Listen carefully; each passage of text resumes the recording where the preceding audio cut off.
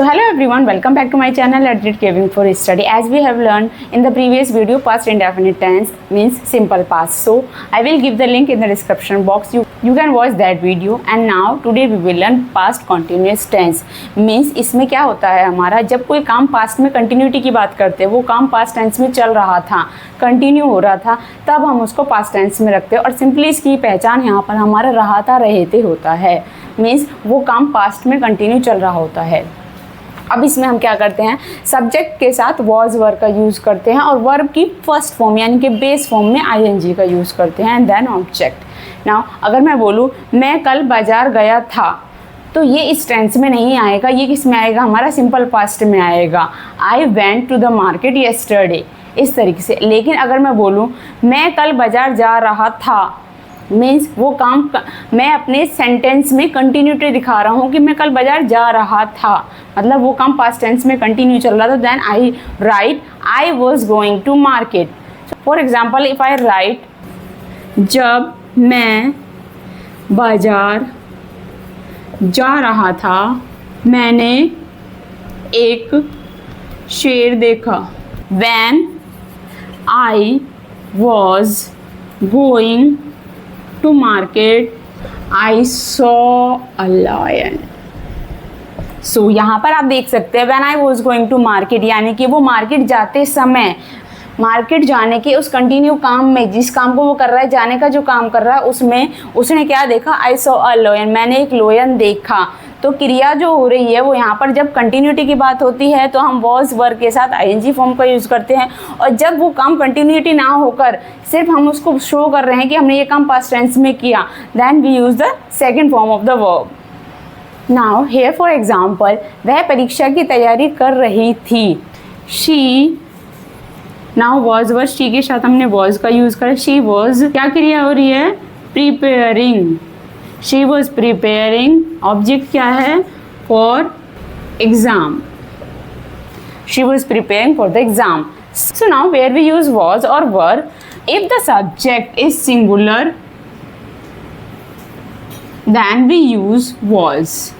If the subject is plural then we use were. और he, she और it और इसके साथ हम I के साथ भी हम was का यूज़ करते हैं पास्ट टेंस में, क्योंकि I के साथ वर लगाने पर ये होता है कि I के साथ अगर हम वर का यूज़ करते हैं तो वो पास्ट टेंस में इमेजिनेशन के लिए यूज़ करते हैं। जैसे अगर मैं बोलूँ if I were the president इन 1950, सो इसमें क्या होगा, मैं एक इमेजिनेशन बता रही हूँ कि मैं अगर उस टाइम पर प्रेसिडेंट होती। मीन्स अगर हमें पास्ट टेंस की इमेजिनेशन शो करना है तो हम आई के साथ वर का यूज़ करते हैं, अदरवाइज हम नॉर्मल सिचुएशन में हम आई के साथ ही वॉज का यूज़ करते हैं। जैसे प्रेजेंट टेंस में आई किस में है, प्लूरल फैमिली में, लेकिन यहाँ पर आई अपनी प्लूरल फैमिली को छोड़कर सिंगुलर फैमिली में चला जाता है और प्लूरल का यूज़ हम वर्ब में करेंगे। मीन्स दे, वी और यू के साथ और प्लूरल सब्जेक्ट के साथ हम वर का यूज़ करेंगे। वे पिछले हफ्ते अपनी छुट्टियों की योजना बना रहे थे।